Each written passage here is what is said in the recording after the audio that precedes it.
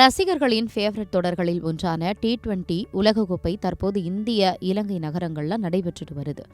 வங்கதேசம் அணி தொடர்ல இருந்து விலகியதுனால அதுக்கு பதிலாக ஸ்காட்லாந்து அணிக்கு வாய்ப்பு கிடைச்சிருக்கு. குட்டி குட்டி அணிகள் ஆடுறதுனால போட்டிகள் சுவாரஸ்யமா இருக்காது அப்படின்னு ரசிகர்கள் சோகத்தில் இருந்தாங்க. ஆனா கல யதார்த்தம் அதற்கு நேர்மாறா இருக்கு. 300 ரன்கள் அடிக்கும் என எதிர்பார்க்கப்பட்ட இந்திய அணியை 161 ரன்களுக்குள்ள சுருட்டி அமெரிக்கா அதிரடி காட்டியது. இதேபோல நெதர்லாந்தும் பாகிஸ்தானுக்கு பயங்கரமாக தண்ணி காட்டியிருக்கு. இதுல இங்கிலாந்தினுடைய நிலைமை தான் படுமோசம். நேபாளுக்கு எதிராக வெறும் 4 ரன் வித்தியாசத்துல தான் வென்றது. இதேபோல இலங்கை, வெஸ்ட் இண்டீஸ் அணிகளும் ஸ்காட்லாந்து, அயர்லாந்து அணிகளும் எதிராக திணறின.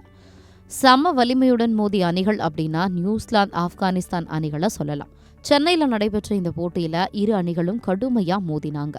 இதுல நியூசிலாந்து அணி 5 விக்கெட் வித்தியாசத்துல வெற்றி பெற்றது.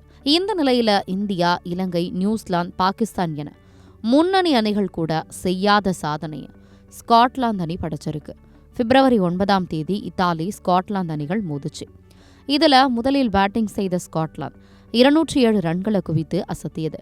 தொடர்ந்து சேசிங் செய்த இத்தாலி 134 ரன்களுக்கு ஆல் அவுட் ஆனதுனால 73 ரன்கள் வித்தியாசத்துல ஸ்காட்லாந்து வெற்றியை ருசிச்சது. இது மூலமா இந்த T20 உலகக்கோப்பை தொடர்ல 200 ரன்களை கடந்த முதல் அணி அப்படின்ற பெருமையும் ஸ்காட்லாந்துக்கு கிடைச்சிருக்கு.